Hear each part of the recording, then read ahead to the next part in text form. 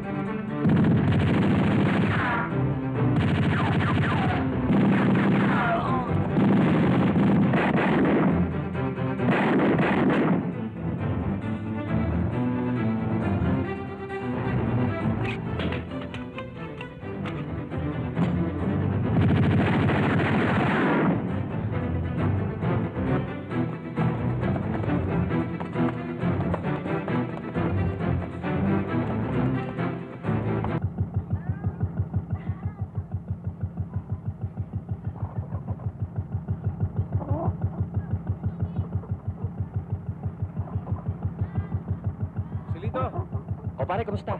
Dami mong dala. Hoy, kamusta kayo? Maganda kayo ah.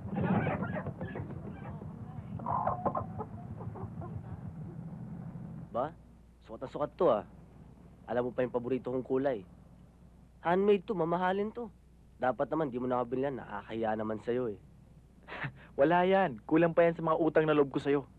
Biruin mo. Kung hindi dahil sa'yo, wala pa sana akong trabaho ngayon. Tama na. Tama na yung dramang yan. Naiiyak na ako sa'yo niyan eh.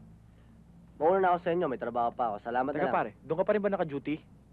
Hindi, nalipat na ako. Nadistino na ako sa bangko. Mamaya tayo magkwentuhan. Andrea, bahala ka na dyan. Sige. Sige.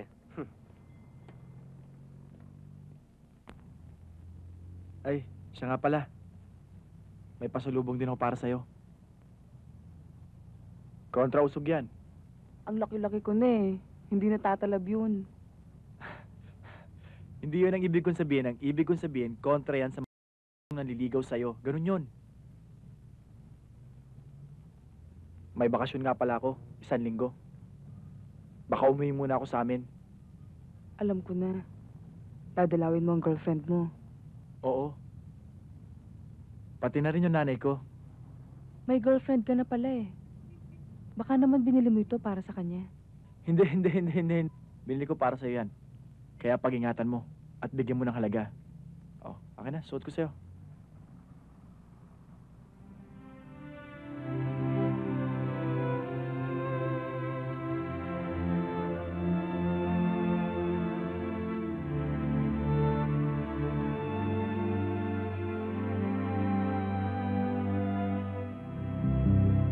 Nay! Nay! Joselito! Nay! Ang anak ko. Tingnan nga kita. Naku, ibang-iba na itsura mo ngayon ah. Mukha ka ng Manila boy.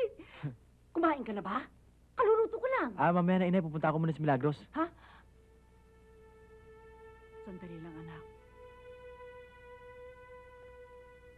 Huwag ka sana mapipigla, ha? Wala na si Milagros. Anong ibig niyo sabihin, inay? Wala na siya. Patay na siya. Inilibing kahapon.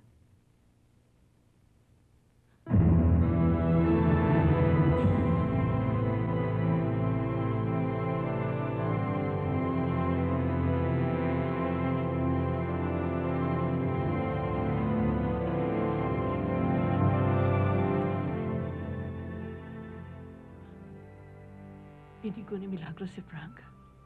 Sinabing malapit na kay kasal, inintay lamang ang pagdating mo. Nagalit. Dinukot si Milagros. Pinatay.